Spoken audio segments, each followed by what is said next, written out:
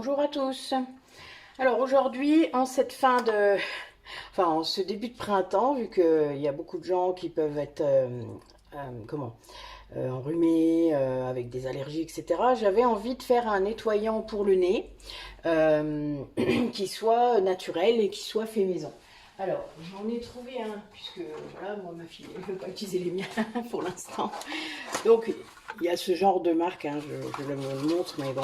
Donc, c'est souvent des choses en spray, hein, qui existent comme ça. Donc, les contenants comme ça, évidemment, pour le fait maison, ça n'existe pas, on ne peut pas en faire. Ils sont sous pression. Mais moi, j'ai trouvé un dérivatif, on va dire. J'utilise des vaporisateurs. Hein, donc, voilà, avec un petit...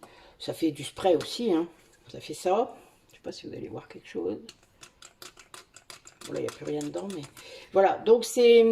Enfin, je vous montrerai quand j'aurai fini. Voilà, ça permet d'avoir quand même quelque chose dans le nez qui soit bien. Après, enfin, c'est plus compliqué à mettre dans le nez, mais bon, on ira. On fera un essai. Voilà, on va réussir à faire ça.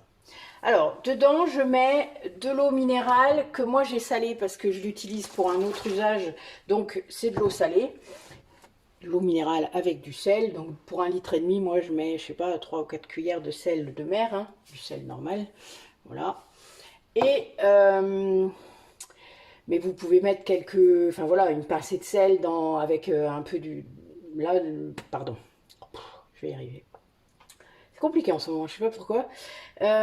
Donc, je mets 120 ml d'eau minérale, sachant que mon contenant fait 150 et que je vais mettre de l'aloe vera, mon pot magique, 30 ml. D'accord? Je vais d'ailleurs commencer par ça. Donc, 30 ml d'aloe vera.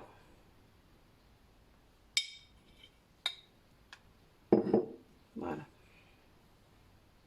Donc, je vous rappelle que tout est désinfecté. Le contenant, le plan de travail, les ustensiles, mes mains, tout est désinfecté. Sinon, je ne me permettrai pas de mettre mes doigts comme ça sur ma cuillère. Alors, donc, par contre, c'est très chiant à remplir. Excusez-moi pour le bruit.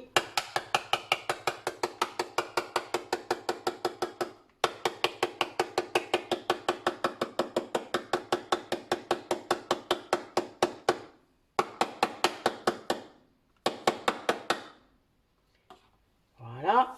Alors, je vais mettre des huiles essentielles, donc d'eucalyptus radiata.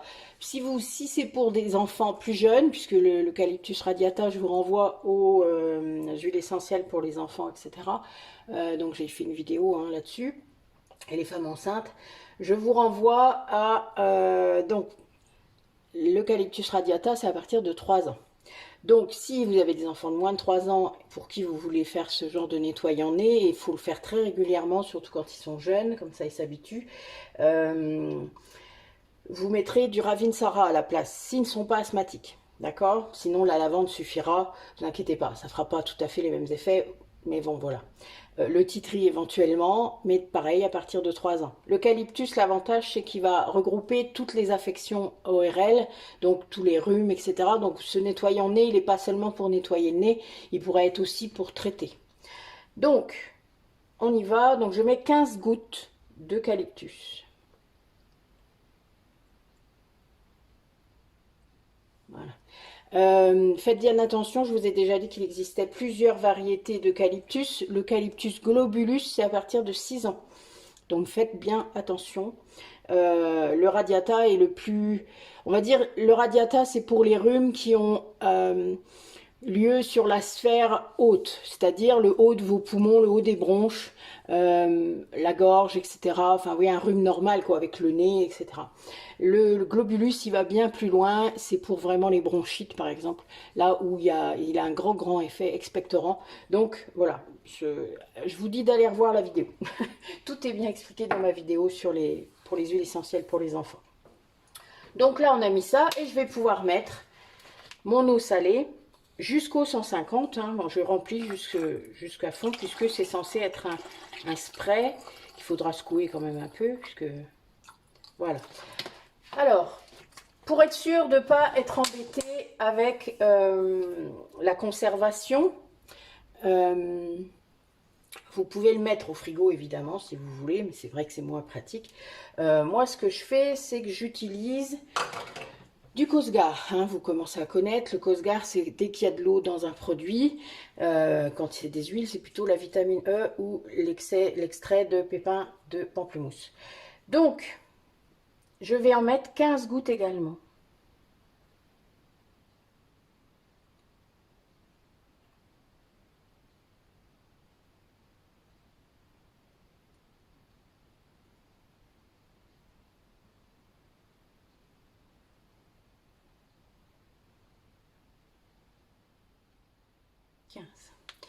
Alors, un truc aussi, c'est personnel. Donc, si vous êtes à plusieurs à l'utiliser, n'oubliez pas de le désinfecter à chaque fois. Parce que, évidemment, sinon vous allez tous vous le refiler. Surtout s'il y en a un qui l'utilise que pour l'hygiène du nez. Voilà, on va éviter. Hein.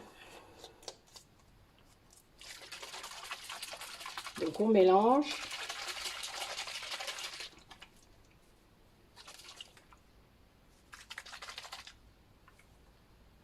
A priori, c'est bien mélangé. On va faire un essai, voir si ça se met bien.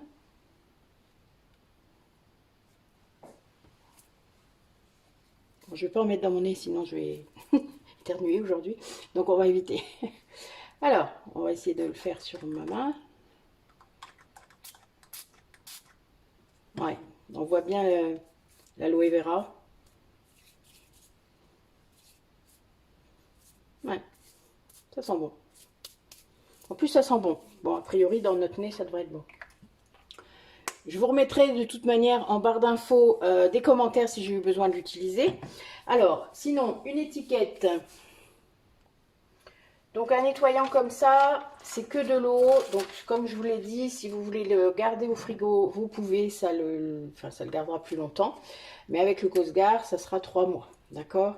Après, évidemment, vous vérifiez la substance, la texture, etc. Comme pour tout produit, hein, il n'y a vraiment pas de...